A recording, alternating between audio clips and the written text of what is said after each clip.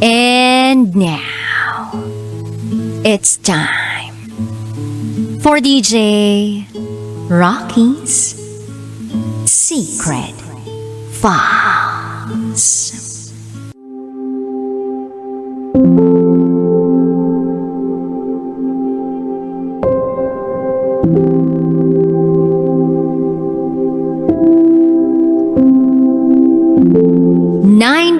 Years old ako nang maging bayarang babae ako.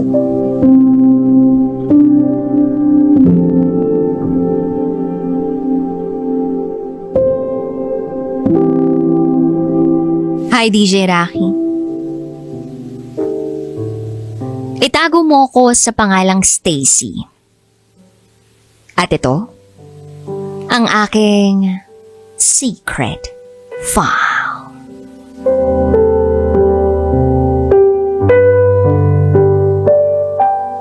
Up until now, hindi pa rin ako makapaniwala na naging isang bayarang babae ako. At mas lalong hindi ako makapaniwala na sa pagkakalunod ko sa gawaing yun, ay makikilala ko ang taong babago ng buhay ko.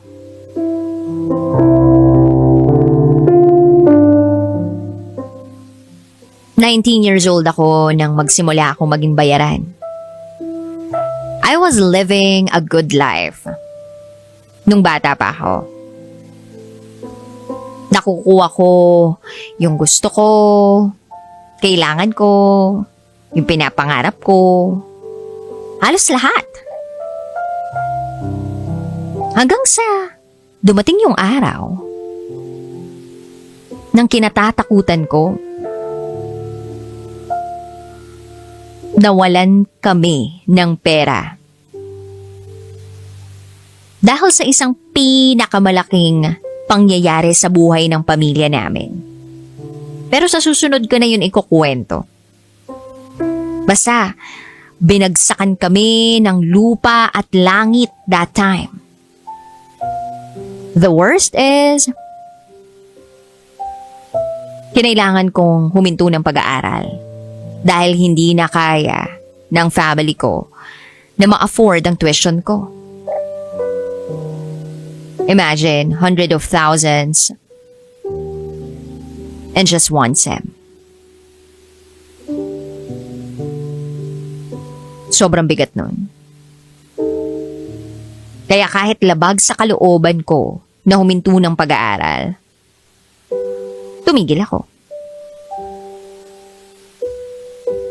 Hindi naman sa pagmamayabang, yung baon ko dati, 1,000 pesos per day. At dahil nga sa nangyari sa pamilya namin, hindi na namin afford yun. Ang sabi ng mom ko, maghanap daw ako ng trabaho.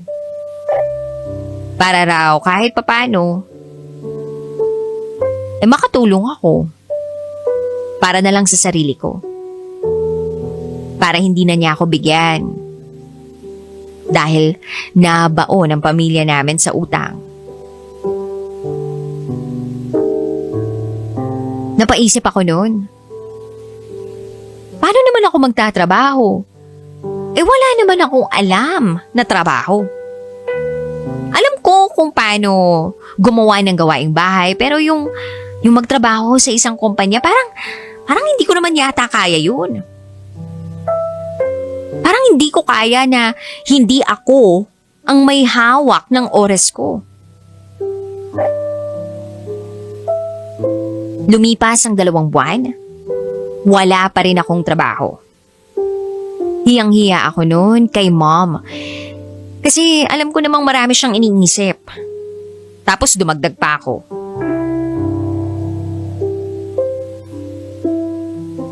And then, nag-confide ako sa friend ko.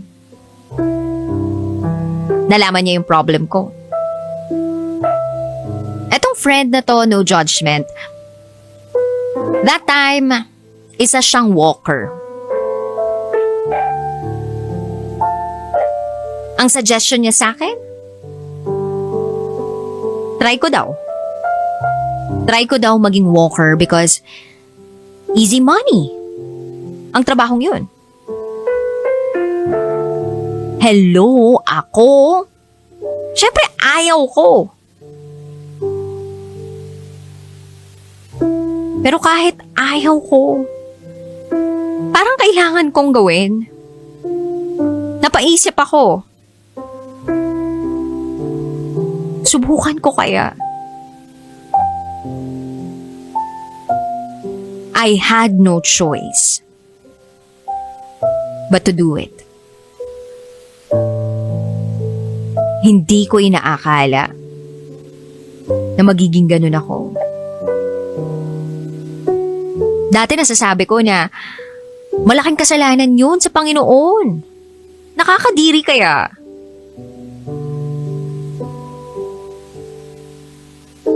Although, ayoko namang husgahan yung mga taong yun yung gawain.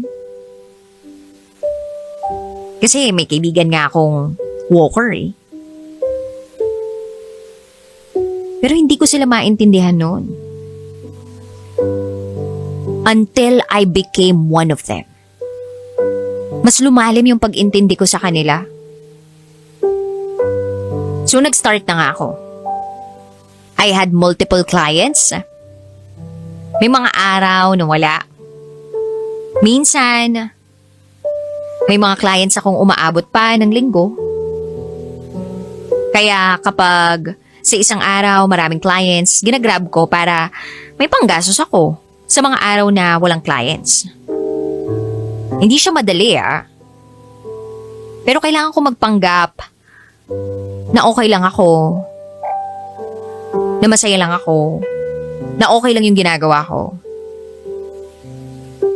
na masarap silang lahat.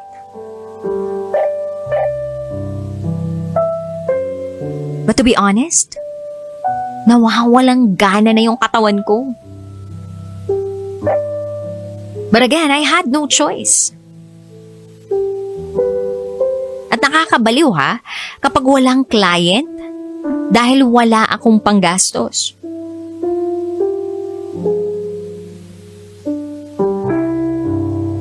Pero hindi pa rin mawawala yung pagdarasal ko. Tuwing gabi, nagdarasal ako, DJ Rocky, na kahit gumagawa ako ng masama, sana'y gabayan niya pa rin ako.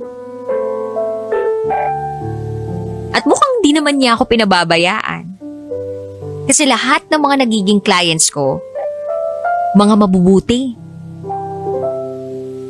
Halos lahat ng mga kliyente ko ay mayayaman. Malaki ang bayad nila sa akin. Yung iba nga sa kanila, naging kaibigan ko pa. Then one day, may nakilala ako. Naitago natin sa pangalang Arnold.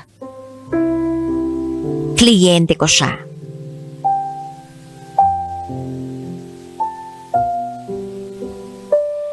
Yung itsura niya, simple lang. Mapagkakamalan mong walang pera. Pero eto na, DJ Rocky. Laking gulat ko nang makita ko ang wallet ni Arnold. Aba, punong-puno ng pera ang wallet niya.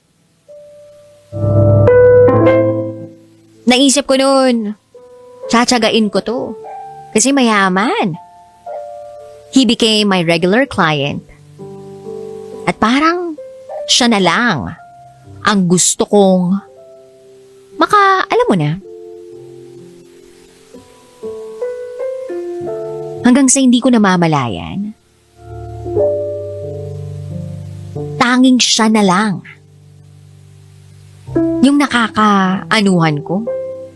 Kasi hindi na ako nakikipag-anuhan sa iba. Gabi-gabi siya na lang yung kinikita ko. Kaya nga, madalas napapagalitan ako ng iba kong mga kaibigan. Kasi, kay Arnold na lang ako nakafocus. Sana daw ang atupagin ko ay maganap pa na maganap ng ibang kliyente para mas maraming pera. Pero ang sabi ko naman sa mga friends ko, binibigyan naman ako ni Arnold ng pera sa tuwing nagkikita kami. Kaya kahit papano, may panggastos ako.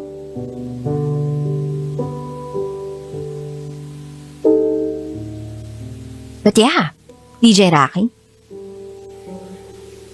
hindi ko namalayan na napatigil ako ni Arnold sa pagiging walker. Binuhay niya ako. Nag-live-in kami.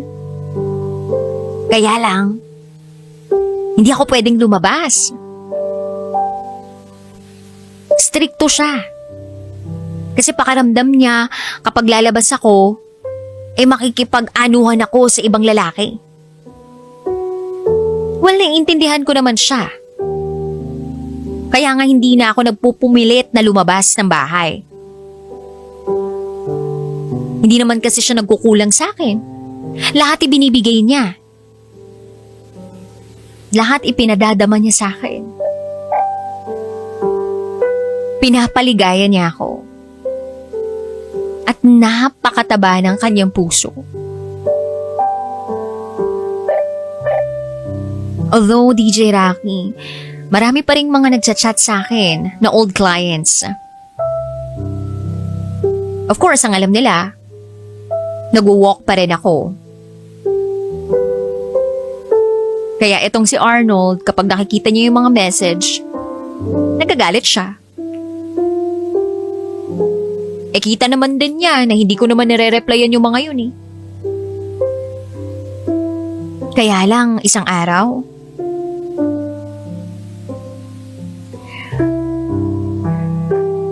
tinago ko yung ibang messages.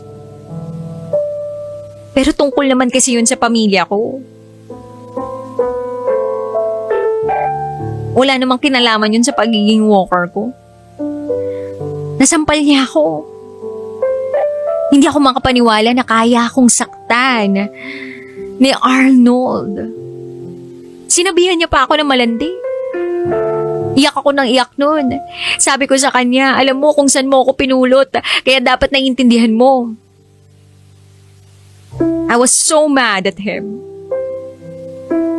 But after a few minutes, lumambot naman yung puso ko. Nagsama kami for a year. And siguro napagod siya sa akin. And tamang-tama, kinailangan kong umuwi sa hometown ko. Uuwi kasi ang lola ko. So nag-decide kami na umuwi sa respective hometowns namin. Arnold promised me na magkikita kami after a month. Nag-expect ako doon.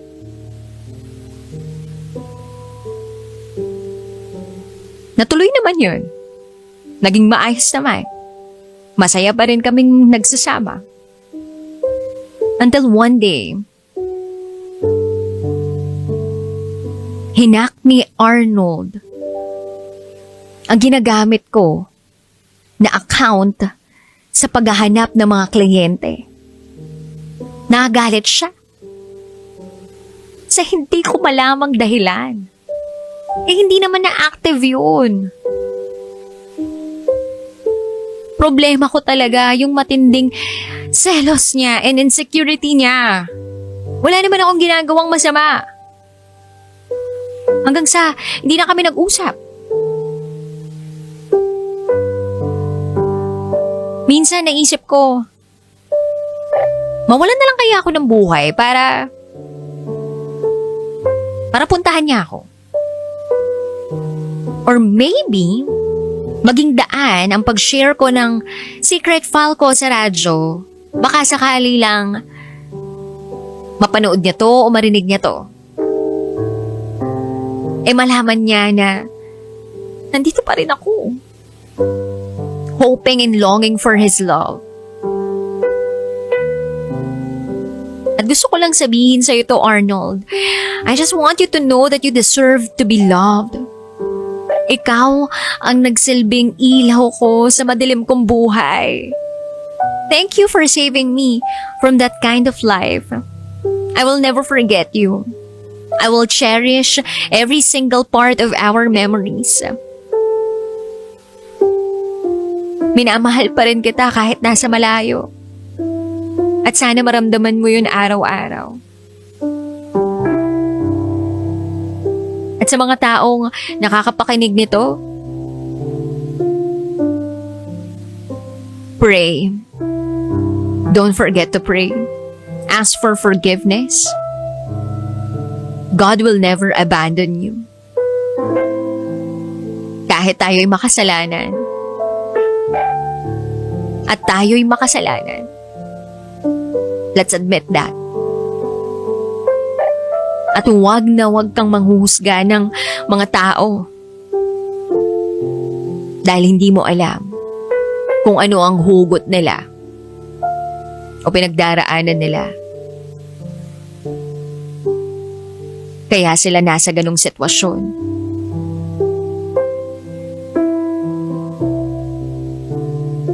Sa ngayon, DJ Rocky, I'm 21 years old.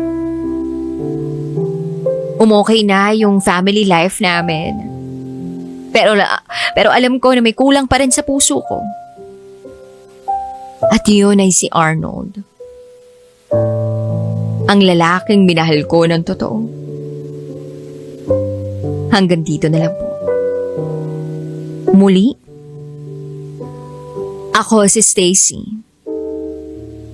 At ito, ang aking secret file.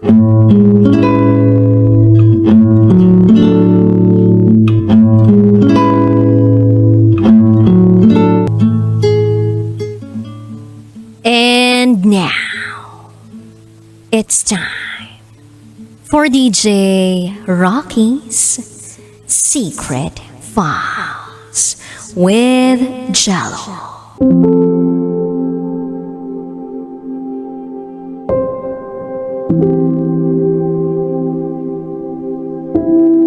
Best friend ko, ang tanging hindi umalis sa tabi ko.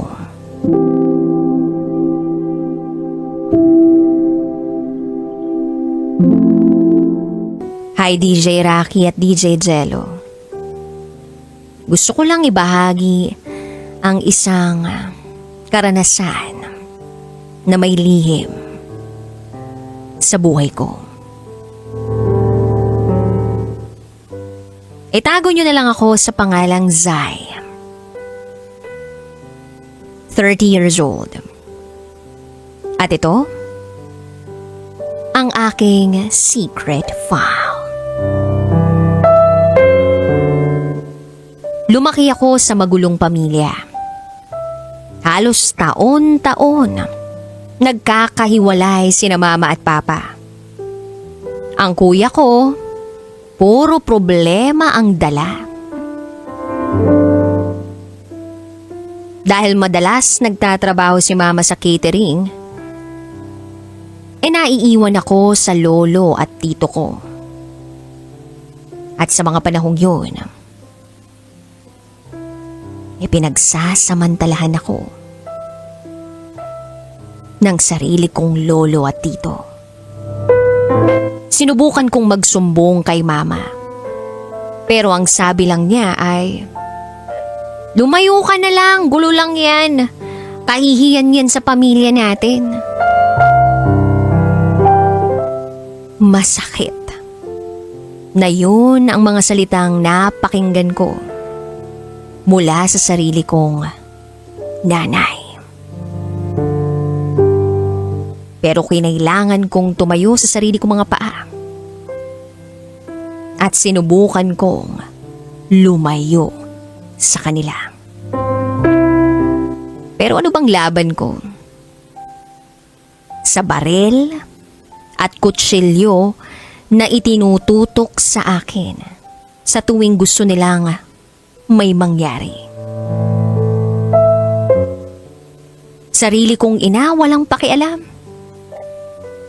kanino ako lalapit? Ilang taon kong tiniis yun. Matagal. Pagdating ng high school, wala akong halos kaibigan. Pero dito ko nakilala si Bash. Kaibigan siya ng boyfriend ko. Naging close kami at naging mag-best friends. Sa piling niya, nakaramdam ako ng saya. Nakaramdam ako ng kalayaan. At ipinaramdam niya sa akin ang pagmamalasakit.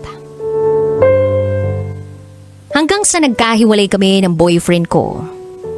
Pero steady pa rin kami ni Bash. Matalik pa rin kaming magkaibigan. Nagbiruan pa nga kami minsan. Tayong dalawa na lang kaya? Sinasaktan lang tayo eh.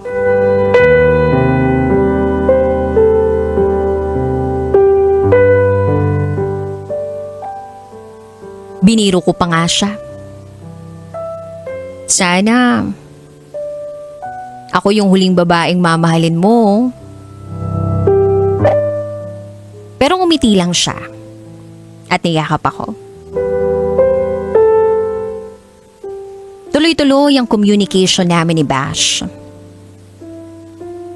At tuloy-tuloy din naman ang pag-usad ko sa buhay. Ilang taon ang lumipas, nag-asawa ko. Gusto ko na talagang makaalis sa lugar na puno ng masamang alaala. Sumama ako nun sa manliligaw ko.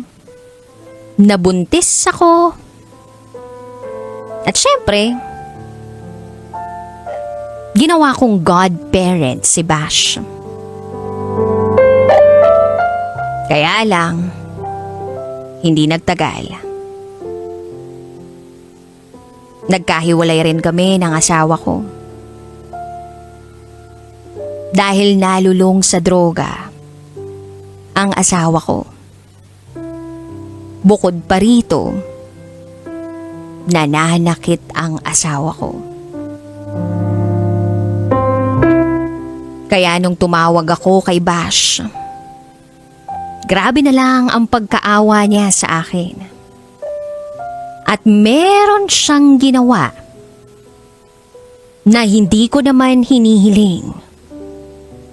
Pero kusa niyang iginawad sa akin.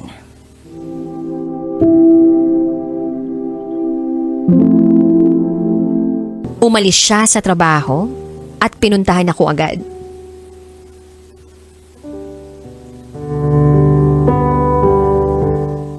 Sinabi niya sa kanila,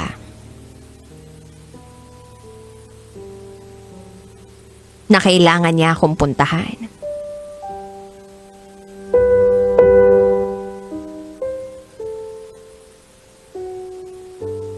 Tumira siya sa bahay namin.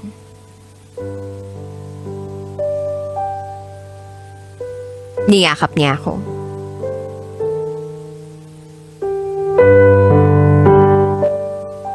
At nung may pagkakataong bumalik ang asawa ko sa bahay,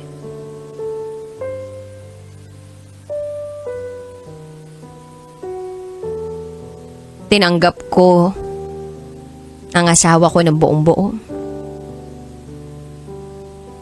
Iniisip ko kasi yung anak namin. So sinamahan ako ni Bash sa bahay namin. Then may isang gabi na nakita niya akong binubugbog ng mister ko habang naglalaba.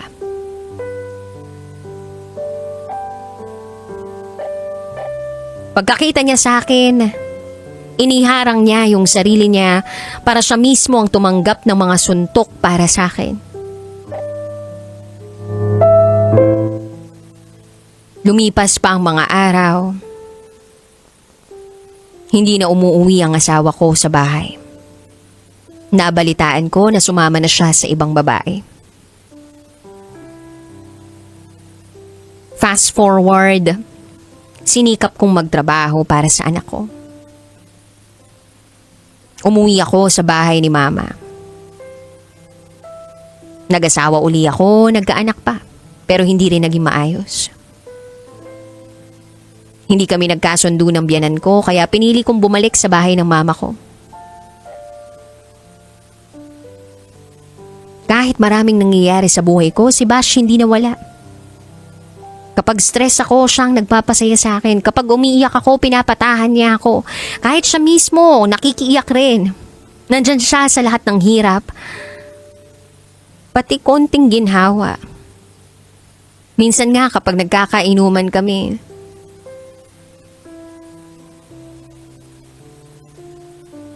napag-uusapan namin na kung o pwede lang sana maging kami. Lagi naman kasi kami magkasama. Alam namin lahat ng tungkol sa isa't isa. At isang gabi sa gitna ng iyakan at kalasingan namin, niyakap ko siya, hinalikan ko siya. At may nangyari sa amin. Wala namang nagbago pagkatapos nun. Para lang kaming dati.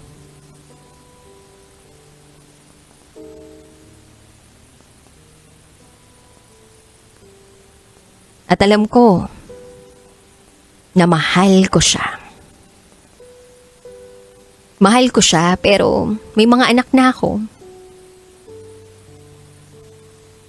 Kahit hindi kami okay ng tatay ng bunso ko, sa mata ng ibang tao, siya pa rin ang asawa ko. Parang gusto ko nang sundin ang sinisigaw ng puso ko.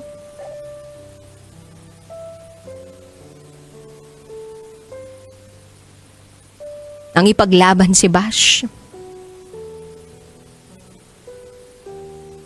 4th degree mag-cousin ko siya.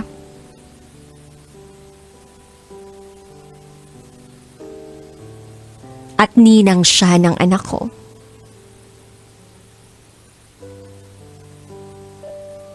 Itatago ko na lang ba ang nararamdaman ko para sa kanya?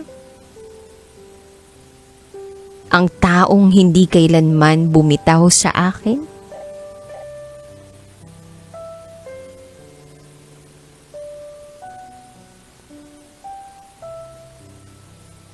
Sana po ay mabigyan niyo ako ng advice. Hanggang dito na lang po. Muli, ako si Zai. At ito, ang aking secret file. Now, it's time for DJ Rocky's Secret Files.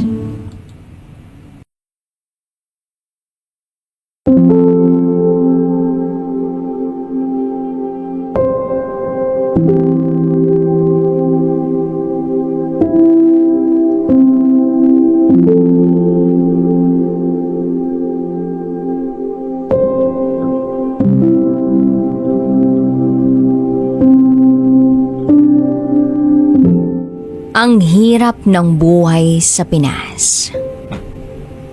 Kaya nag-abroad ako. Kaya lang, ang hirap din mabuhay dito.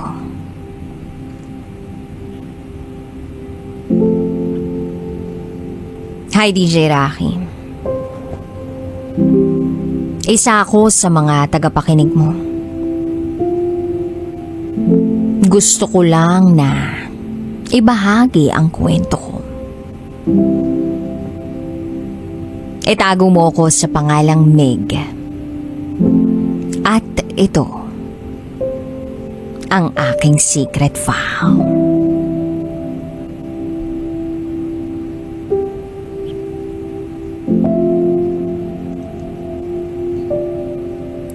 Year 2019. Nang nilakad ko ang mga papeles ko para makapunta ako ng Saudi.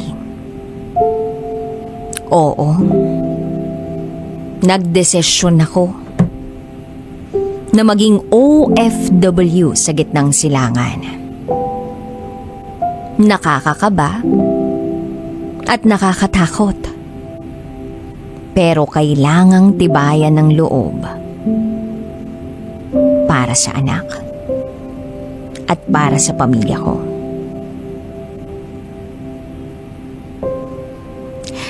Ang gusto kasi ni Mama, kahit papaano, makaahon kami sa hirap. Sobrang hirap ng buhay namin Halos isang kahig, isang tuka kami. At yun ang nag-udyok sa akin para mag-abroad. Si Mama ang kasangga ko sa lahat ng bagay. Kaya kahit mahirap, kinailangan kong iwanan ang 2 taon kong anak na lalaki kay Mama.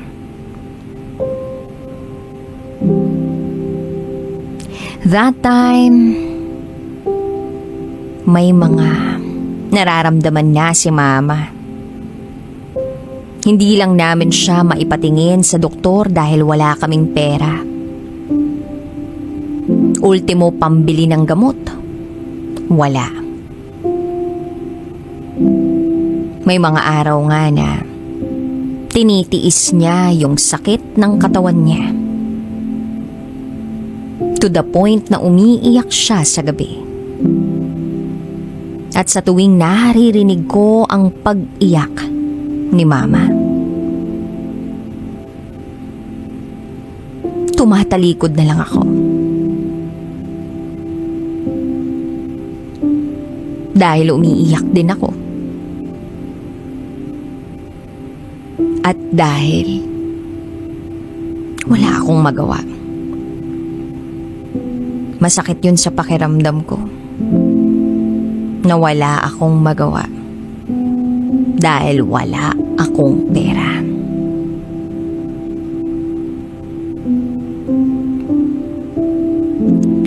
Fast forward. Lumuwas na ako ng Maynila para mag-asikaso ng papeles ko. Yung huling buwan na paghihintay ko, hindi na ako umuwi sa amin. Tumawag na lang ako sa kuya ko the day before my flight. Good thing, Mama ko ang nakasagot. Sinabi ko sa kanyang magandang balita. Pero sa kabila ng magandang balita na yon, ay ang katotohanan na masakit sa damdamin. Nung ibinalita ko sa kanya na flight ko na bukas, bigla na lang siyang tumahimik. Tas maya-maya narinig ko na lang na humihikbi siya. Hanggang sa lumakas yung iyak niya. Wala naman akong planong umiyak sa pakikipag-usap sa kanya sa cellphone. Kaya lang, naiyak na rin ako. Sabi niya, magdasal ka lang at mag-iingat ka doon palagi. Sumagot ako ng, opo, Mama.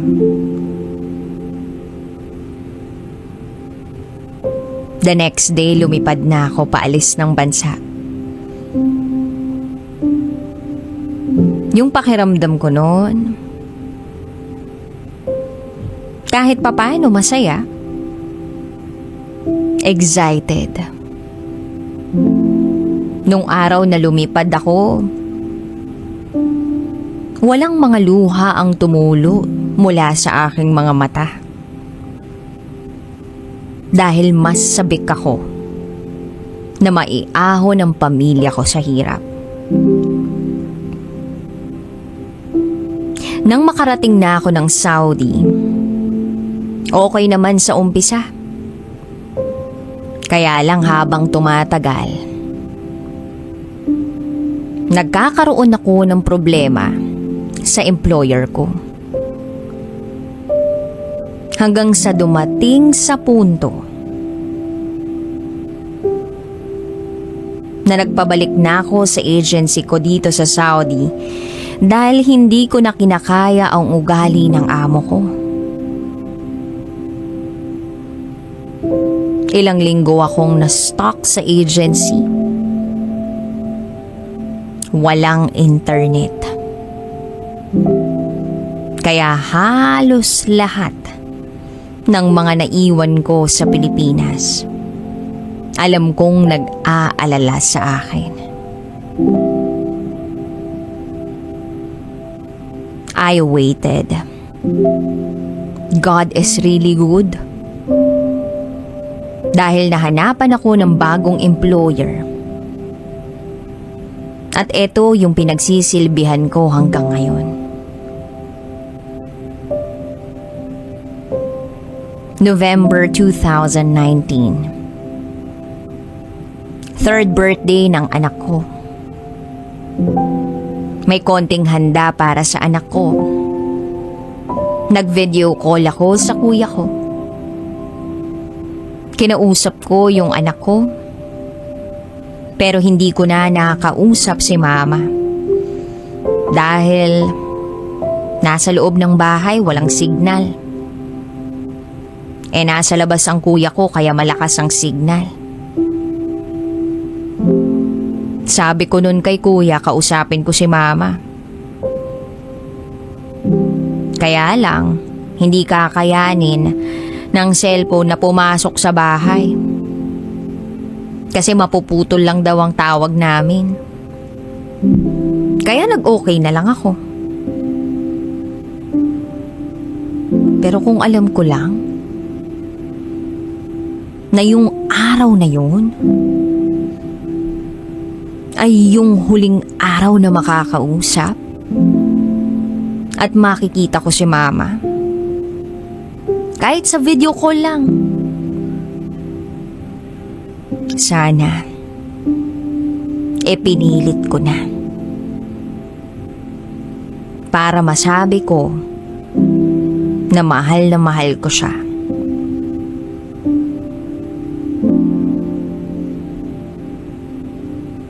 Sa totoo lang, DJ Raking, oo, kasangga ko si mama sa buhay. Pero hindi ako nagkaroon ng malalim na emosyonal na koneksyon sa kanya dahil lumaki ako na malayo siya sa amin eh. Lagi siyang nagtatrabaho nung maliliit pa kami.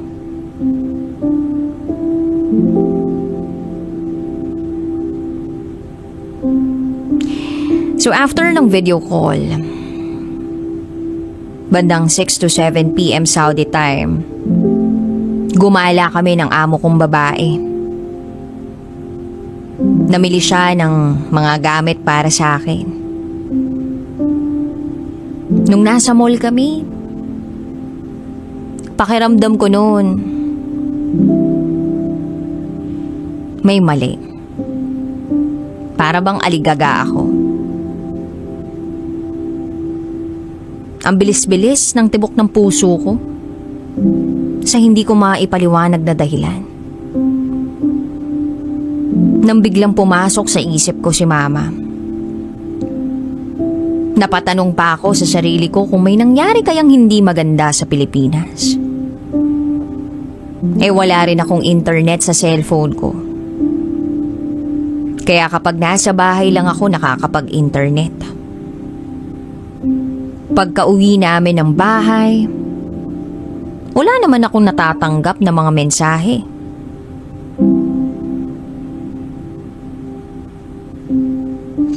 So, naging maayos ang pakiramdam ko.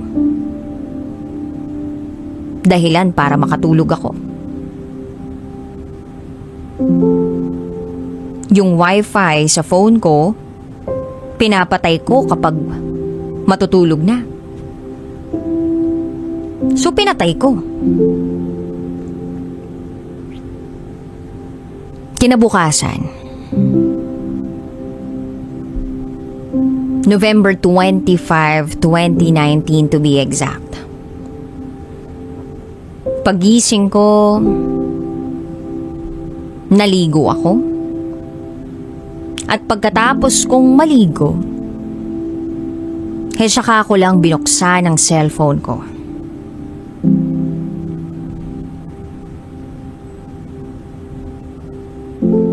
Iniwan ko muna ang cellphone ko sa isang tabi para makapag-concentrate sa paglilinis ng bahay ng amo ko.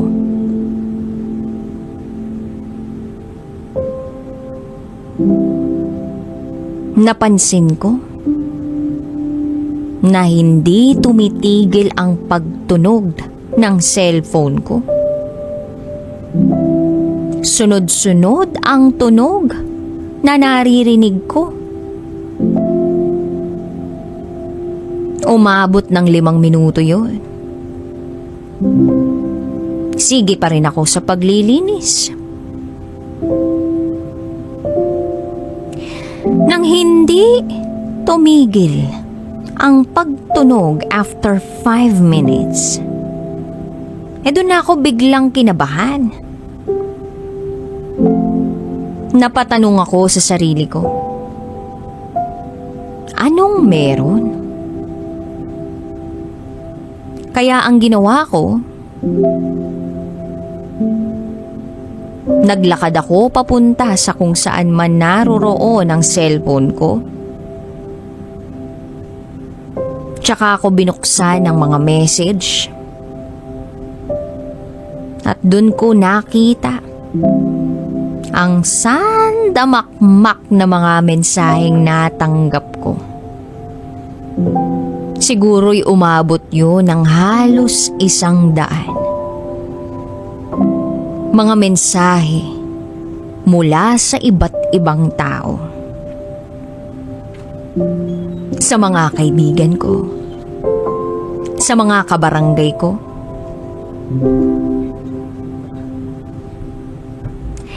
at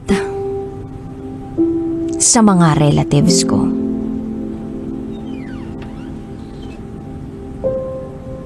Nangungumusta sila sa akin. Ang tanong, okay lang daw ba ako?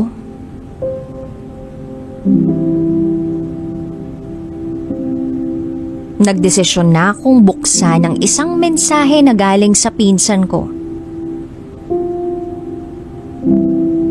Isa rin siyang OFW nung time na to. At ang sabi niya, huwag kang mabibigla. Tibayan mo ang loob mo. Wala na si auntie. Pagkabasa ko noon, bigla akong nanghina. Napaupo ako. At wala nang patid ang pagpatak ng luha sa mga mata ko.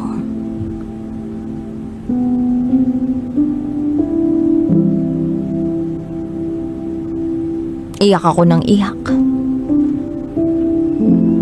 Tumawag pa yung isa kong pinsan. Naka-video call kami. At ipinakita niya sa akin yung damit na susuotin ni Mama.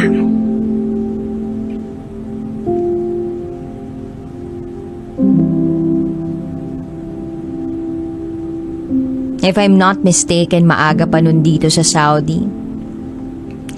Past 8 in the morning. Ang lakas-lakas ng pag-iyak ko.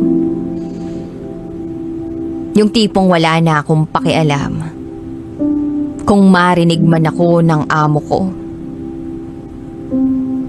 Tapos biglang tumakbo yung isang anak na lalaki ng amo ko. Sabay tanong sa akin, "What happened?" I said, "My mom passed away just this morning, Philippine time." Pagkagising ng mga amo ko, sinabi ko sa kanila ang nangyari sa Pilipinas. Halos lumuhod ako sa kanila para lang magmakaawa. Napauwiin ako ng Pilipinas para lang makita ko kahit man lang sa huling pagkakataon ng mama ko.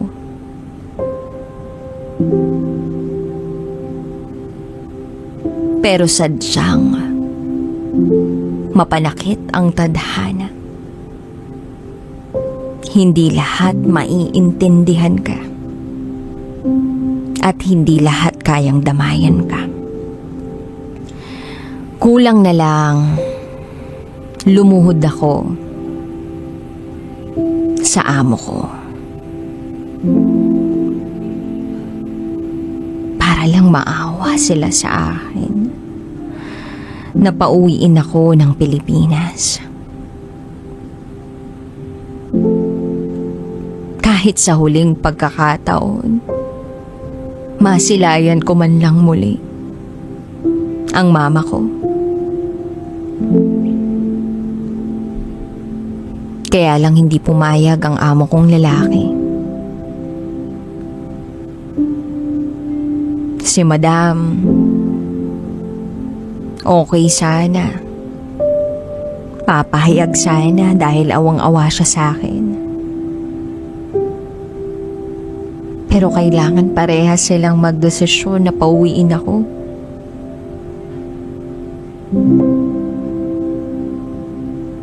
Wala akong kagana-ganang kumain. Dumaan ang isang linggo. Iyak lang ako ng iyak. Umaga hanggang gabi. Hindi pa rin ako nakakauwi. Dagdag ko pang isipin.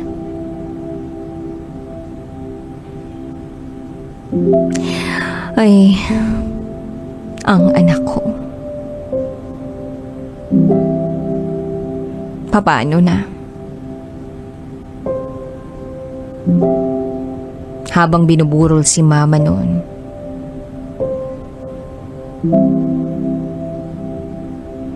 may sinend na picture yung kuya ko. At yung picture na yun ay sobrang dumurog ng puso ko. Yung anak ko, nakadungaw sa kabaong ni mama.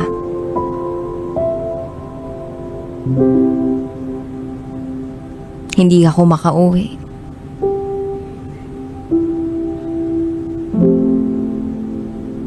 Teknolohiya ang nagtawid sa akin.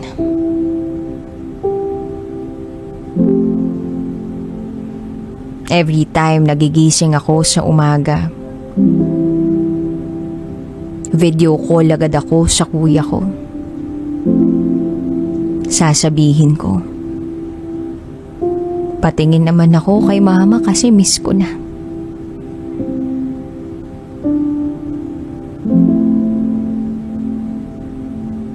Ang sakit-sakit sobra.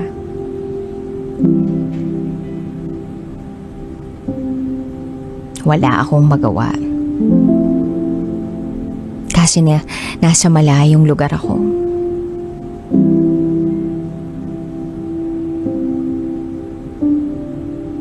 Dan habang nakaburol si mama, may paparating na bagyo. At etong bagyo na ito ay hindi nakala na magiging super typhoon. bagyong humagupit sa Samar.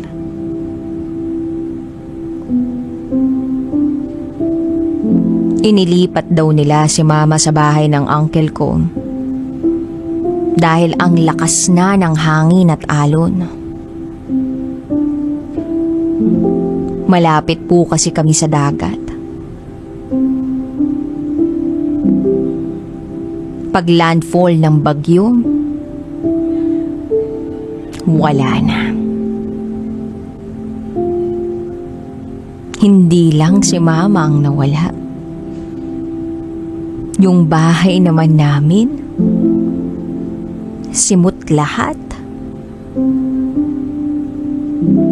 Ibinalita nila yun sa akin. Sinendan nila ako ng picture na ang sakit-sakit makita. Tinanong ko nga si Lord, Lord, bakit kailangan mong iparanas sa akin to? Hindi pa ako nakakapag-move on sa nangyari kay Mama, tapos ito na naman. Sa totoo lang, DJ Rocky, na-depress ako noon. Naisipan ko na magpakamatay dito sa Saudi. Dumating sa puntong pumunta ako sa rooftop. Umupo ako sa malapit sa pader. Dumungaw ako sa baba habang iyak ako ng iyak.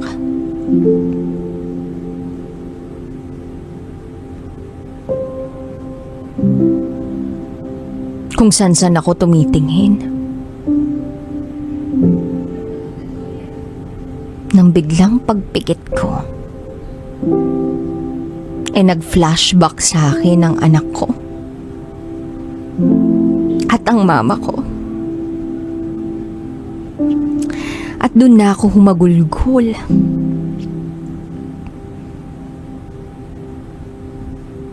Yung anak ko na naglalaro. At yung mama ko na nakangiti sa akin. Na para bang sinasabi niya na masayang mabuhay. Kailangan ka pa ng anak mo. Makikipaglaro ka pa sa kanya. Tututukan mo pa ang paglaki niya.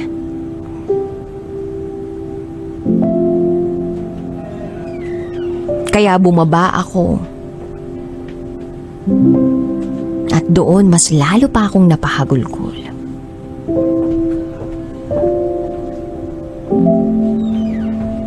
Pag naaalala ko, yung panahong yun, hindi ko mapigilang umiyak. Pero thankful ako. Kasi nalagpasan ko yung pagsubok na yun. Kung sabihin nating mga pagsubok na yun, na mag-isa lang sa banyagang bansa. Sa awa ng Diyos, unti-unti kong naipatayo uli ang bahay namin.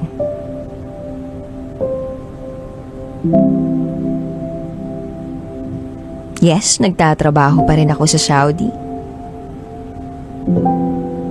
Medyo matagal na ang lumipas simula nung mawala si Mama. Pero lumalaban pa rin ako para sa anak ko. Paano na kami ng anak ko? Kailangang magpakatatag. Dahil may anak akong naghihintay sa pag-uwi ko.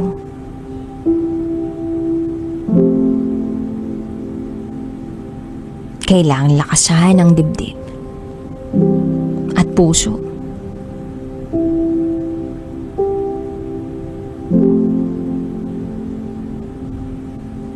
Hanggang dito na lang po, DJ Rocky. Sana may mapulot kayong aral sa aking kwento.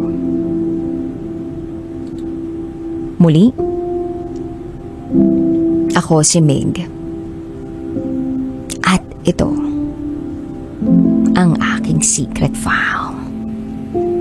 Ikaw, pakialamera ka. Bakit mo pinakikialaman yung hindi mo naman dapat pinakikialaman? Kapag ikakasal ka, gusto mo ba na ang taong magdedesisyon para sa kasal mo, ang mga magulang mo? Bakit? Sino bang ikakasal? Mga magulang mo o ikaw? Alam mo ako, kung tatanungin niyo ako, kahit di naman ninyo ako tatanungin,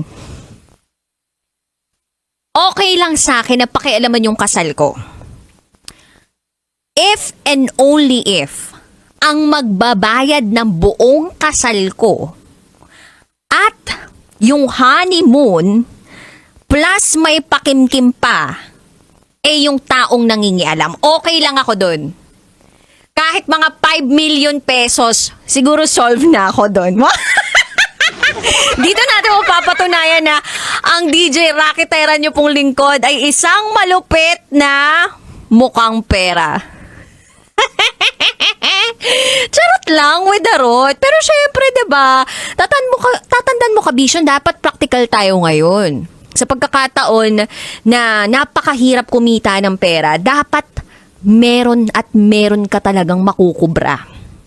Kung hindi man sa mga magulang, di sa mapapangasawa mo. That is what you call smart thinking. Ang tawag doon sa pagpili ng tamang tao, tamang desisyon. At tamang desisyon din na nakikinig ka ngayon ng radyo kapiling ko at mamaya na naman may makakasama na naman tayong napakadax, napakalaki, higante.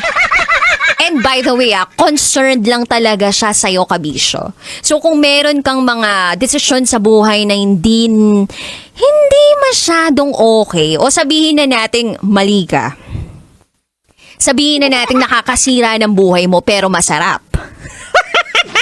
Di ba ganun yun kasi normally masarap pero nakakasira ng buhay.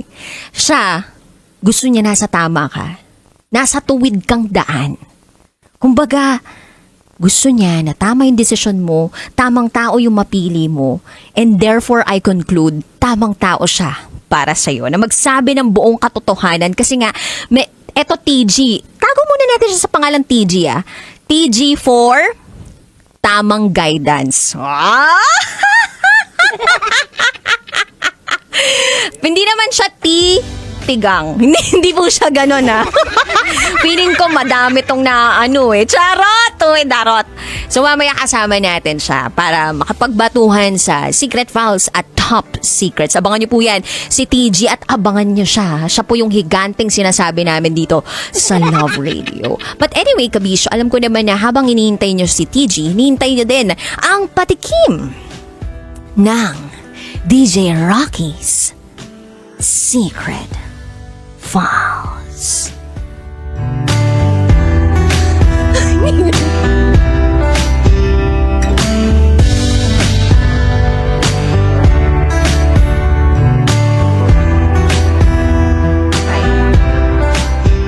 Palagi ko siyang napapaniginipan kahit hindi naman naging kami.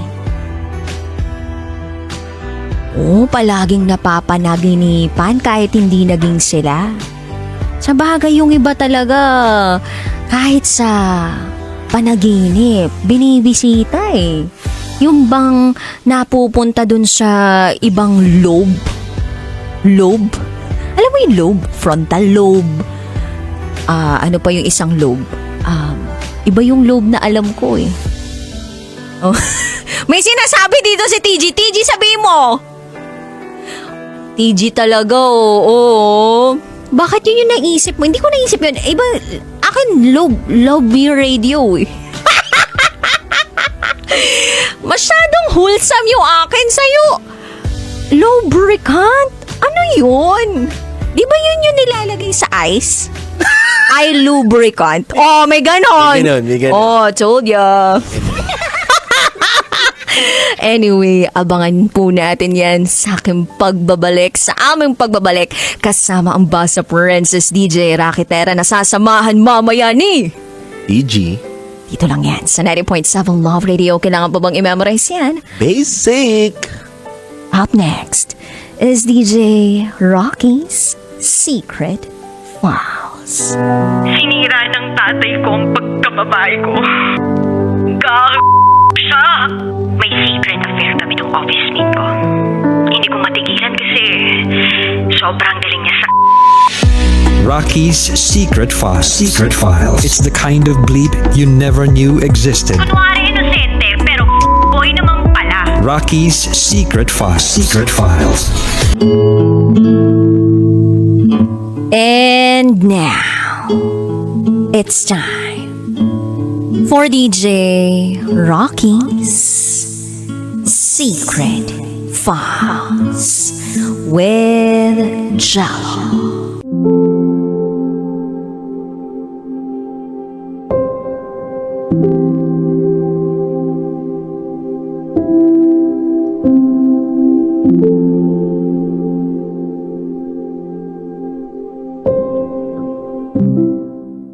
Ang hirap-hirap pa lang lumaki na may kulang.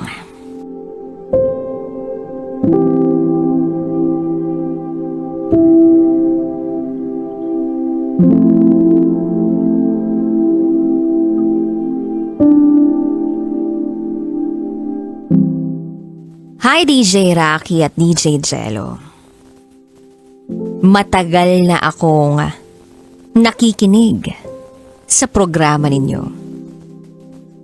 At ngayon ay natagpuan ko na lamang ang sarili ko na emosyonal.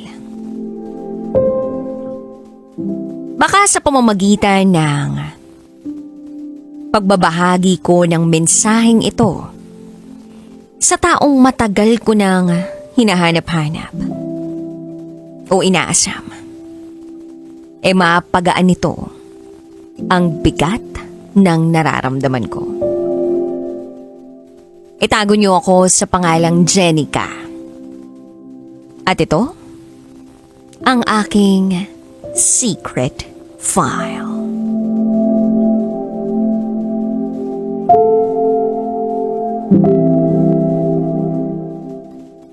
Labing-pitong taon. 17 taon na akong nagtitiis. Pasan-pasan ang bigat ng nararamdaman. Araw-araw sinusubukan kong ipakita sa buong mundo na okay lang ako. Pero sa loob-loob ko, hindi ko na alam. Hindi ko na alam kung paano talaga magpatuloy sa buhay. Kasi hanggang ngayon, kahit anong gawin ko, hindi ko pa rin matupad ang pangarap na dapat sana'y mangyari. Yung makasama ka, yung maramdaman ko na meron akong ama na nagmamahal sa akin. Yung simpleng buhay na may kasama na nagtatanggol, nagmamahal at nag-aalaga. Yung sa simpleng araw, merong magtatanong ng, "Kumusta ka, anak?"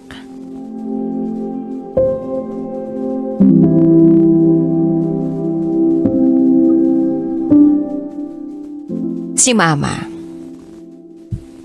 wala namang ibang ginawa kundi iparamdam sa akin na kumpleto ang atensyon at pagmamahal na dapat maramdaman ko. Yung bang tipong walang kulang. Pero habang lumilipas ang panahon, mas napapatanong ako kung bakit ganito ang nararamdaman ko. Dahil ang hirap-hirap palang lumaki na may kulang. Na kahit gaano pa karaming masayang alaala ang napuno ko sa buhay ko, hindi ko maiwasang magtanong na bakit wala ka? Bakit hindi ka namin kasama?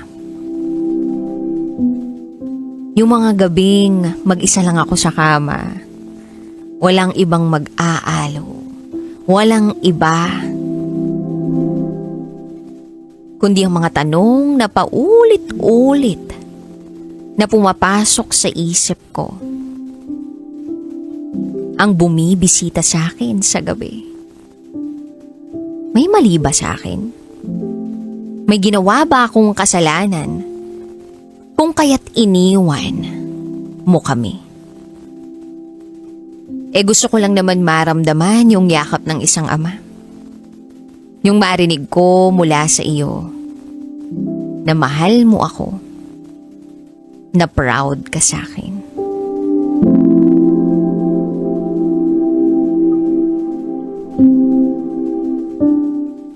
Iniisip ko, baka ako na lang talaga itong umaasa. Baka masyado lang ako mapaghangad na magkaroon ng pamilyang buo. Pero hindi ko kaya itong itago. Yung paghahangad ko ng presensya mo. Dahil kung makikita mo lang yung nangyayari sa akin, kung maririnig mo lang yung mga iyak ko sa gabi, kung makita mo lang na kahit sobrang layo ko na sa'yo, umaasa pa rin akong babalik. Babalik ka.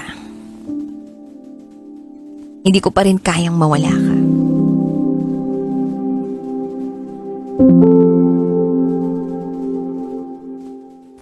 Habang lumalaki ako, nararamdaman ko yung pagnanais na makita ka. Yung maramdaman ko kung ano yung nararamdaman ng mga kabataan na merong ama sa buhay nila.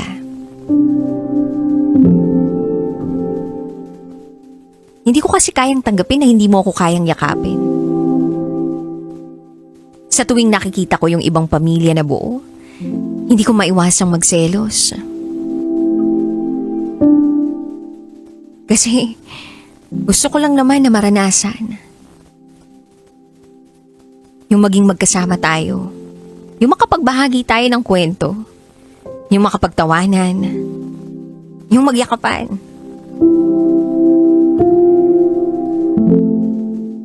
May mga bagay sa buhay na para lang sa isang ama at anak. Mga bagay na hindi kayang mapunan ng kahit na anong material na bagay. Kaya nito lang sinubukan ko na mag-message sa Facebook mo. Pinag-isipan kong maigi kung ano ang mensaheng ipapadala ko. Matagal na kitang tinitingnan sa social media. Kahit kabadong-kabado ako at nagpapawis ang mga kamay ko. Nag-ipon talaga ako ng lakas ng loob para makapag-chat sa'yo. Sa chat na yon na ipinadala ko, nagpakilala ako. Nagpakilala ako na anak ng babaeng minsang naging bahagi ng buhay mo. At kasabay ng pagpapadala ko ng mensaheng yun, kalakip no ng lihim na pag-asa kong makita mo ito at nang ma-replyan mo.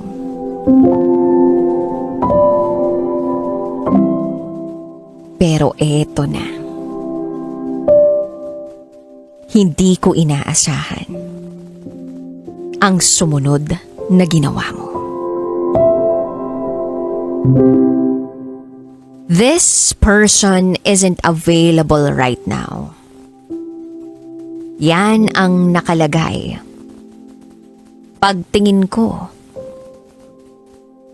sa messenger ko. Nang i-click ko ang message ko sa'yo. Sinubukan kitang hanapin sa Facebook. hindi kita makita. Naisip ko, binlock mo ba ako? Kaya sinubukan kong gumamit ng ibang profile para hanapin ka. At dito ko na napatunayan na binlock mo nga ako sa Facebook account mo.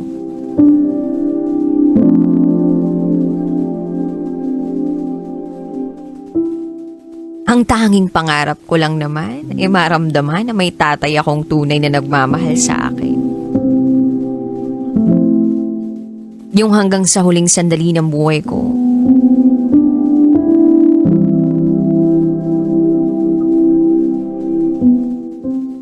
nag-aasam pa rin ako. Nagdarasal pa rin ako. Na sana kahit minsan maramdaman ko na importante ako sa'yo.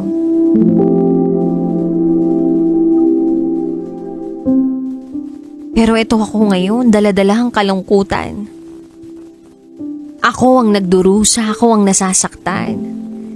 Habang ikaw, masaya ka na sa bago mong pamilya. Oo, kitang-kita ko naman. Sa Facebook account mo, ang malaya mong pagpo-post ng family pictures ninyo. Lagi kang nakangiti na para bang wala kang inapi o wala kang iniwan na mag-ina noon. Hindi ko rin naman gustong malungkot ka o mawalan ng kapayapaan sa buhay. Gusto ko namang maging masaya ka. Pero paano naman ako? Yung habang nag-e-enjoy ka sa bagong buhay na meron ka, ako, nandito araw-araw nagsusumikap maging okay kahit wasak na wasak na. Ang hirap maging anak na galing sa broken family. Kasi kahit gaano ko pa gustuhing maging masaya, lagi kong nararamdaman na may parte sa buhay ko o pagkatao ko na hindi buo. Masakit lang tanggapin na sa huli, ako lang yung anak na basta na lang iniwan at hinayaan na lang masaktan.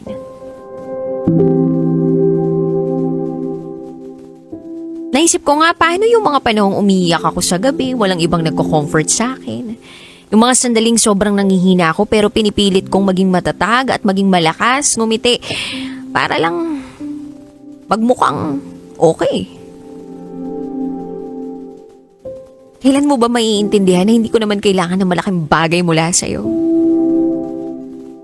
Ang tanging hinihiling ko lang ay ang presensya mo bilang isang ama. Na sana kahit minsan maisip mo na habang masaya ka na sa bago mong mundo, meron kang isang anak na nananatiling wasak dahil iniwan at kinalimutan mo. Hindi ko naman pinili na maging parte ng isang broken family pero ako ang nakakaramdam ng buong bigat ng sitwasyon. Ako yung nahihirapan. Ako yung naguguluhan.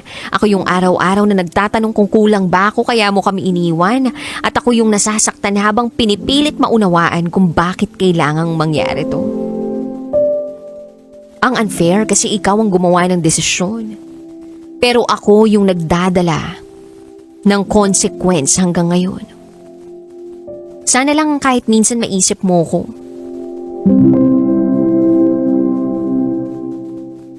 Sana maalala mo na may anak kang naiwan na naghahangad ng kahit simpleng yakap at assurance na mahal mo pa rin siya. Napakasakit ng ginawa mong pambablock sa akin.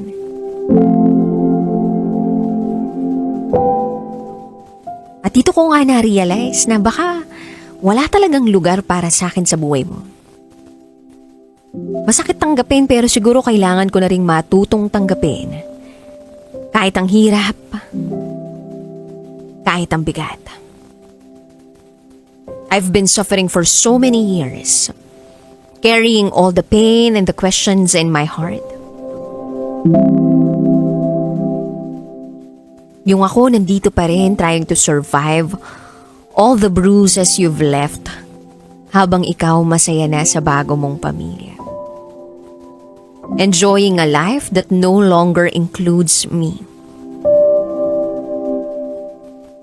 I never hated you for being happy.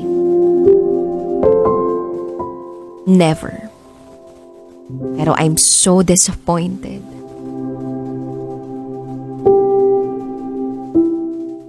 Na ginanito mo lang kami.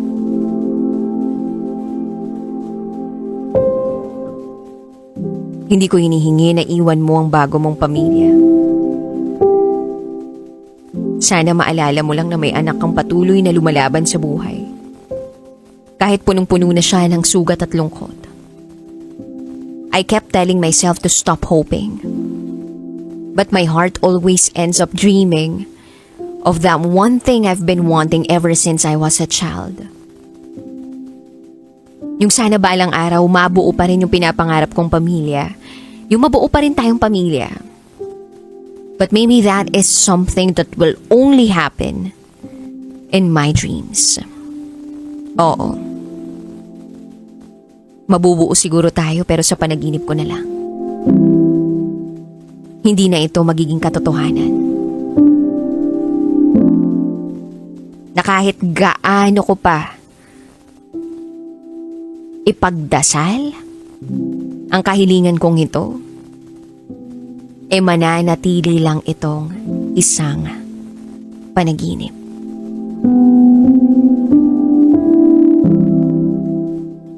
And still, kahit gaano kasakit, I want you to know that I love you.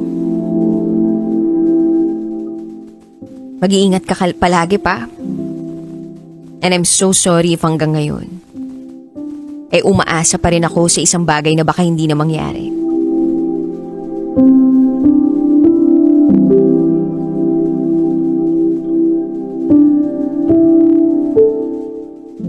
Hanggang dito na lang po, DJ Rocky at DJ Jello. Salamat dahil kahit papano ay nailabas ko ang bigat ng nararamdaman ko. Muli, ako si Jenica. At ito, ang aking secret file. And now, it's time for DJ Rocky's Secret Files with Jello.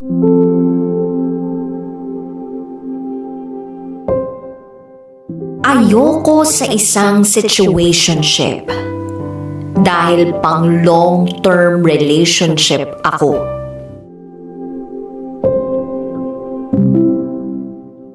Hi DJ Rocky at DJ Jello. Hindi ako marunong magkwento. Pero gusto ko lang na may masabihan ng nararamdaman kong ito. Itago nyo na lang ako sa pangalang Ray. 28 years old.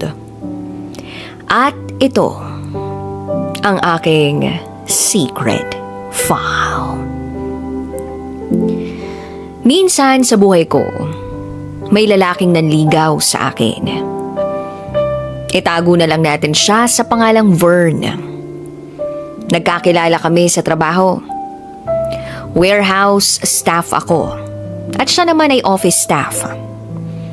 Tahimik na tao itong si Vern. Mahiyain. Ang mga kaklose lang niya, yung mga taga-opisina. Kaming mga nasa warehouse, pumapasok lang sa office nila Vern kapag may ibibigay na dokumento.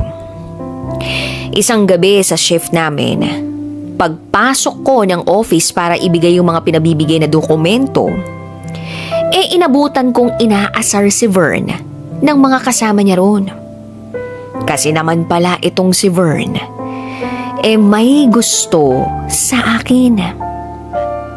Ako naman, sinasakyan ko lang yung trip ng mga kasama niya. Kaya nakipagsabayan na lang din akong mang-asar sa kanya. Kumbaga trip-trip lang naman. Ako kasi yung tipo ng tao na madaling kaibiganin at pakisamahan. Kaya, nakakasalamuha ko o nakakakwentuhan ko ng madalas yung mga taga-office. Isang gabi, magkasama kami sa shift ni Vern. Tuwing na-assign ako sa night shift, ang ginagawa ko, pinapasa ko yung mga dokumento sa office nila Vern. Tapos, lalabas para bumalik naman sa warehouse. Pero kay Vern ko pinasa yung documents ko para lalo akong mapalapit sa kanya. Oo, DJ Rocky at DJ Jello. Hinaharot ko siya. Kasi yun yung sabi ng mga kasama niya sa opisina nila. Pagtripan daw namin. Kaya buong gabi kaming ganun. Panay lang ang asaran para kahit paano makabawas sa antok at puyat na iniinda namin tuwing gabi at madaling araw. Tas, yun na. After ng shift ko, pauwi na akong naglalakad palabas ng compound ng warehouse namin. Saktong nadaanan ako ni Vern. May motor kasi si Vern that time, sabi niya, hatid na kita. Ako naman syempre sumakay. Kahit sino kasi sa mga ka-workmate ko, DJ Rocky at DJ Jello, sinasabayan ko pa uwi at papasok para na rin makatipid. At isa pa, working student ako that time. Worker sa gabi, estudyante sa araw. Habang pauwi kami, DJ Rocky at DJ Jello, hiningi ni Vern ang number ko.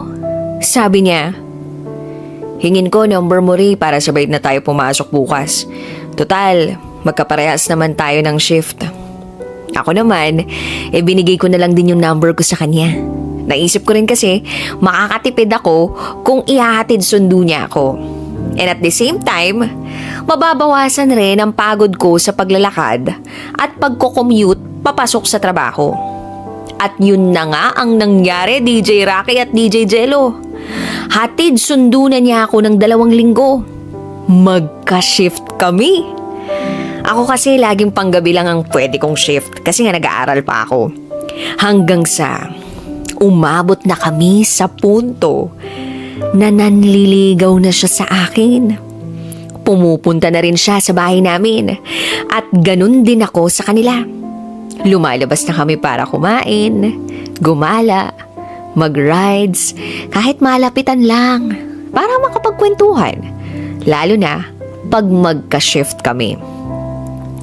Nakakatawa nga Dahil sa sobrang gala naming dalawa, may isang beses na sumemplang kami sa motor. Nagkaroon ako ng konting pasa. Siya naman yung napuruhan kasi kagagaling lang din niya noon sa isa pang semplang. Buti na lang, hindi naman matindi ang natamo naming sugat. Carry lang. So naging routine na namin ang mag-short ride para makapagkwentuhan, DJ Rocky at DJ Jello. For 6 months, ganun ang setup namin. Minsan, hinahatid niya rin ako sa school o di kaya isusunduin pag hindi kami magka-shift. At kahit malayo at aabutin siya ng overbreak, okay lang sa kanya. Oo nga pala, DJ Rocky at DJ Jello. 8 p.m. to 8 a.m. ang shift ko sa trabaho. Samantalang 12 p.m. to 5 p.m. naman ang pasok ko sa school. Kaya, konti lang palagi ang pahinga ko. Nandiyan naman si Vern, kaya napapagaan din niya yung pakiramdam ko. Para bang nawawala yung pagod at stress ko. Pero minsan pala talaga, yung akala mong papunta na sa pagiging stable ang magiging ugnayan nyo, meron pa palang hindi inaasahang tao o kung sino man na papasok sa eksena para baguhin ang takbo ng kwento naming dalawa. At yun nga ang nangyari sa aming dalawa ni Vern.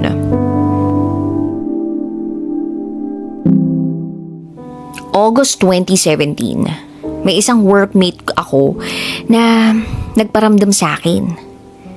Nagkakagusto rin siya sa akin. Gusto rin daw niyang manligaw.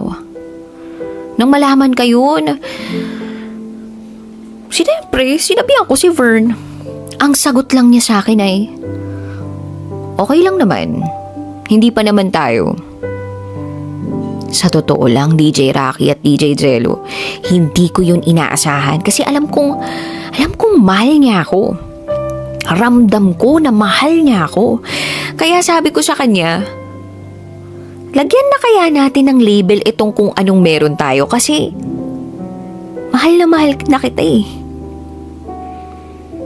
Pero mas hindi ko inaasahan ang tugon ni Vern sa akin sa mga sinabi ko sa kanya. May magbabago ba kung lalagyan natin ng label kung anong meron tayo? Nadurog ako nang marinig ko yun, DJ Rocky at DJ Jello, kasi pakiramdam ko naging pastime niya lang ako. Sa sagot niya parang hindi niya ako binigyan ng assurance na ako lang, na kaming dalawa lang. Parang wala siyang pakialam kung may ibang papasok na lang basta-basta sa ugnayan na meron kami. Yung parang wala lang sa kanya itong namamagitan sa amin. Ilang gabi ko iniyak sa locker room namin. Yung nararamdaman kong sakit. Ultimo break time. Ilang araw din akong hindi ganong makapag-focus ng maayos. Ayoko rin naman kasing nakikita ako ng workmate ko, classmates ko na hindi ako okay. Kaya tuwing break time ko lang inilalabas yung sama ng loob ko. Hanggang sa umabot na ako sa puntong rest day ko isang Sabado. Natapos ang shift ko ng 8 a.m. Nakatulog ako agad pag uwi dala ng pagod, puyat at bigat ng nararamdaman ko. Hindi ko na malayan. Linggo na ng umaga nang magising ako. Oo, DJ Rocky at DJ Jello, ganun katagal ang itinulog ko. Yun pala, hindi na kinaya ng katawan ko. Nag-breakdown na pala ako. Tinanong ko sina Papa kung bakit di nila ako ginising.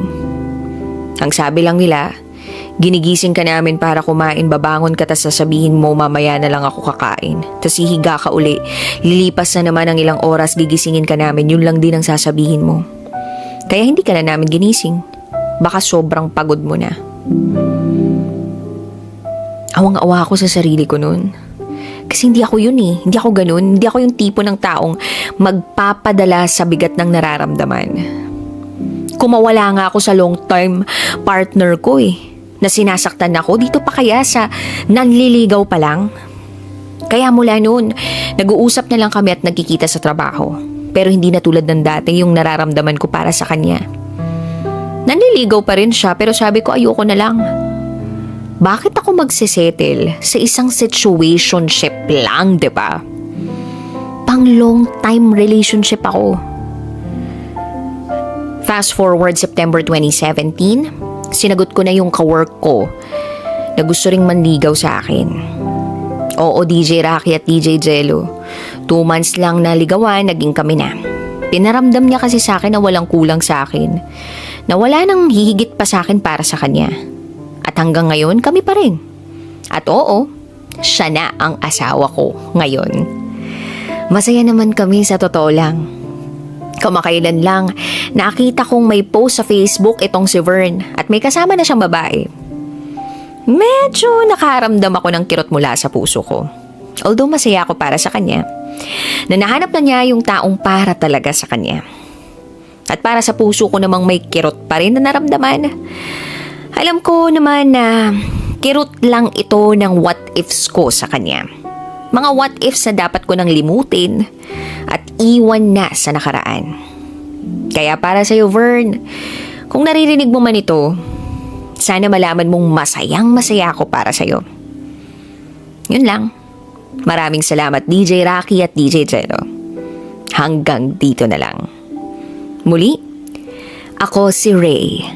At ito, ang aking secret file. It's time for DJ Rocky's Secret Files with Jello.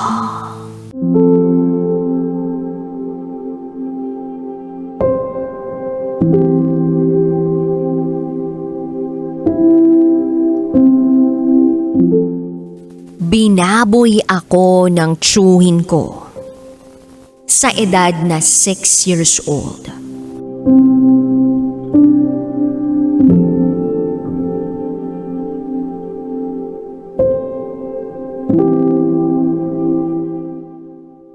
Hi DJ Rocky at DJ Jello. Avid listener po ako ng programa ninyo since pandemic. At sobrang kinakabahan akong i-share ang kwento ko. Pero alam ko na ito lang ang paraan para lumaya na ako sa bangungot na daladala ko hanggang ngayon. Itago nyo na lang ako sa pangalang Mika. At ito, ang aking secret file.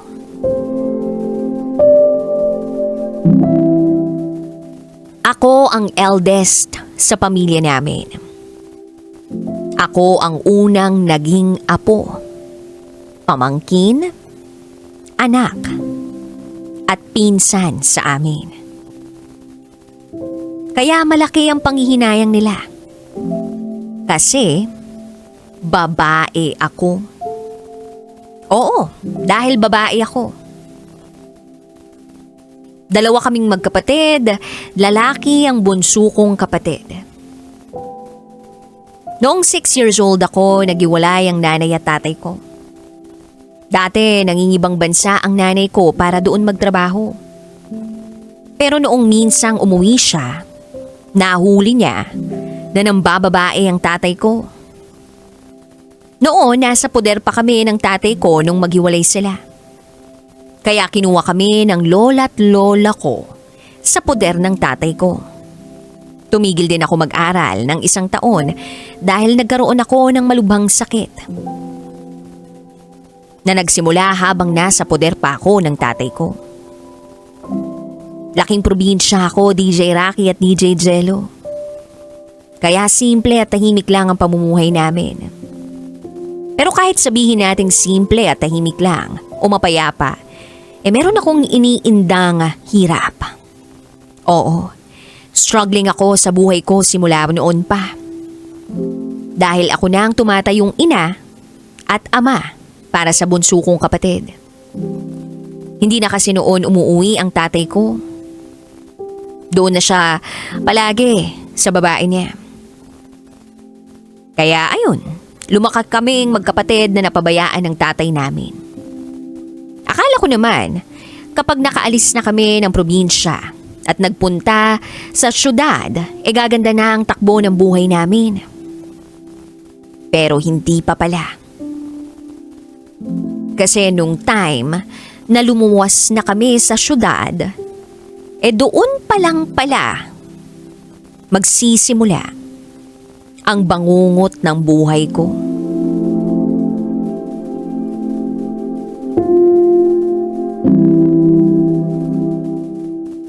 Since nasa ibang bansa ang nanay ko, ang lola at lolo ko ang tumayong magulang sa amin ng kapatid ko. Masaya naman sa lugar nila.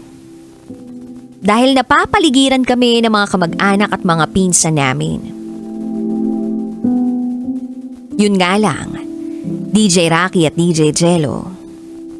Yung inaasahan kong tatratuhin akong pamilya. Yun pa pala ang unang bababoy sa katawan ko.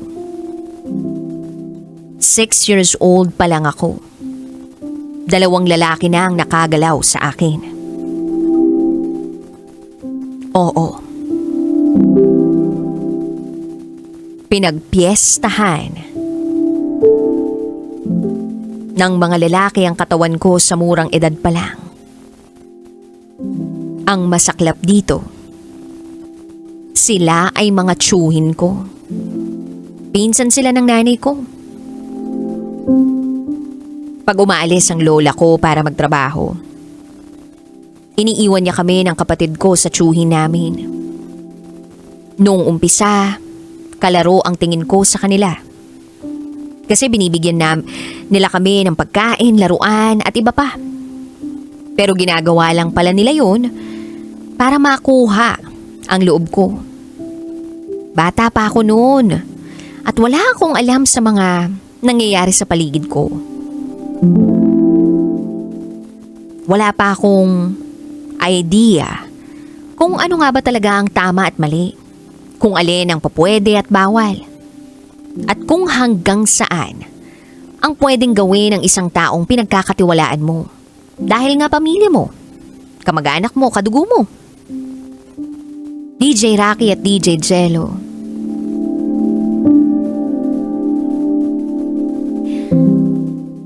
Patago akong dinadala ng tiyuhin ko sa lumang banyo sa bahay ng lola ko.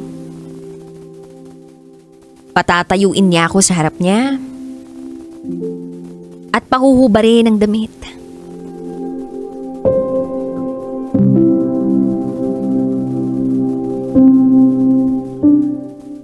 Tapos, siya naman tatayo. Nakatapat sa akin. At paglalaruan niya ang ari niya. Minsan naman, bibigyan niya ako ng lollipop. Ako naman, tatanggalin ang plastic ng lollipop sabay subo. Tapos titingnan niya ako habang may subo-subong lollipop. Na masayang nakaupo sa balde ng tubig. Tapos gagawin na niya yung gusto niyang gawin sa sarili niya. DJ Rocky at DJ Jello, wala akong naiintindihan noon. At hindi ko alam kung masama ba ang bagay na yon o hindi. Ganun yata talaga siguro. Kapag walang magulang na nasa tabi mo, na nakakausap mo sana para mapagtanungan kung okay lang ba yun o hindi. Kung tama ba yung nakita mo o mali. O magulang nagagabay sa'yo para protektahan ka sa mga gustong manakit sa'yo.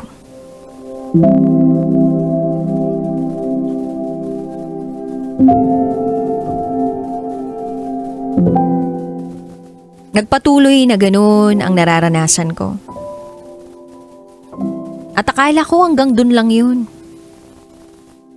Pero hindi pala. Dahil may mas malala pa palang kayang gawin sa akin ang tiyuhin ko. Na halos hindi ko maisip na magagawa niya pala. Umabot sa puntong hinihipuan na niya ako sa pribadong parte ng katawan ko sa ibaba. Pinipilit niyang haplusin ang sarili kong ari. Hanggang sa maihina lang ako. Sa tuwing ginaganon niya ako, nasasaktan ako. Hindi ko rin alam ang gagawin. Tiyuhin ko siya. Hindi ko alam kung dapat ba ako magsumbong. Kasi sinasabi niya sa akin na ginagawa niya rin yun dun sa iba. Kaya wala akong magawa. Hindi ko alam kung kanino lalapit para magtanong o magsumbong. Tumagal pa ang pangmumulestya ng tiyuhin ko hanggang sa mag-8 years old ako. Natigil lang ito nung ako na mismo ang nagtatago sa kanya. Para lang hindi niya ako masaktan. Akala ko dahil marunong na akong magtago, matatapos na ang bangungot ko. Hindi pa pala. 9 years old ako nang maranasan kong magalaw ng isa ko pang tiyuhin. Kinupkup siya ng lola ko dahil sa syudad siya nagtatrabaho. Naging taga-alaga rin namin siya sa tuwing wala sila lola. At kapag wala sila lola, ginagalaw niya ako. Para bang tinitikman niya ang lahat ng parte ng katawan ko. Hindi ako makasigaw, hindi rin ako makahingi ng tulong.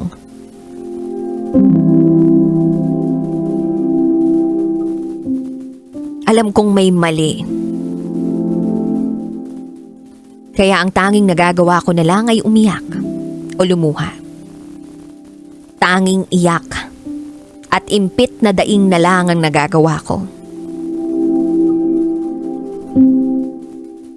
Pakiramdam ko noon, hindi na ako buo. Para bang wala na yung kahalagahan ko. Natapos lang ang kalbaryong yun nung umalis na siya sa bahay namin. At gaya noon, hindi ko nagawang magsumbong. Lahat ng alaalang yun, dala-dala ko pa rin hanggang ngayon. At doon ko nakuha ang ugaling meron ako ngayon. Hindi ko magawang iwasan ang hawakan ng sarili ko.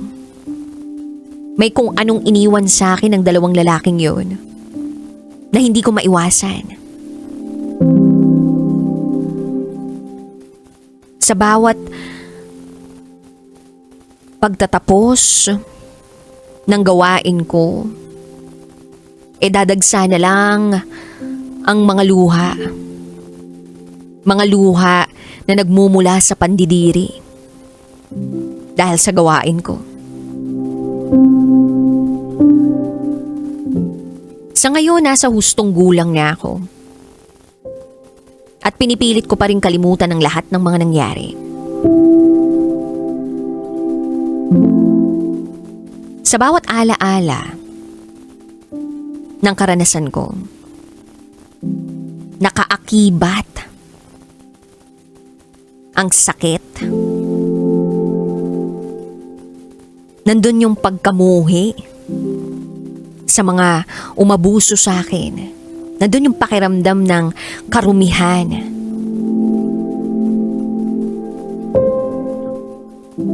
Araw-araw, dala-dala ko yun.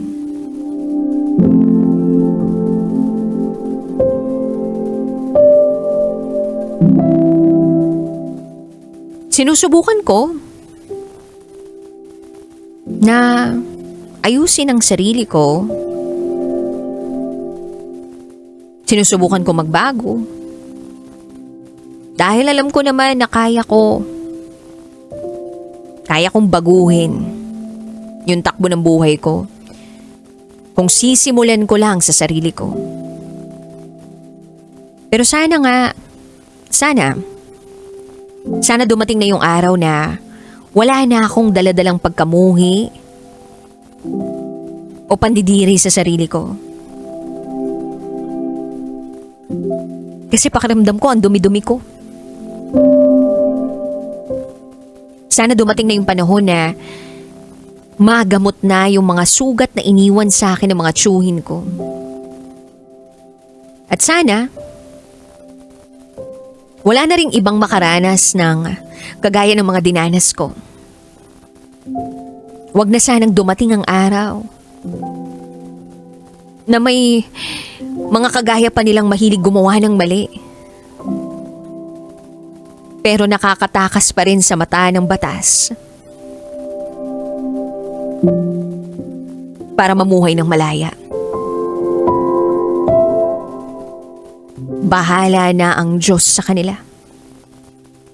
Bahala na. DJ Rocky at DJ Jello, maraming salamat sa pagbabasa ng aking kwento. Kahit papano, ay napalaya ko ang sarili ko sa bangungot na daladala ko hanggang ngayon. Hanggang dito na lang po. Muli, ako si Mika. At ito ang aking Secret File.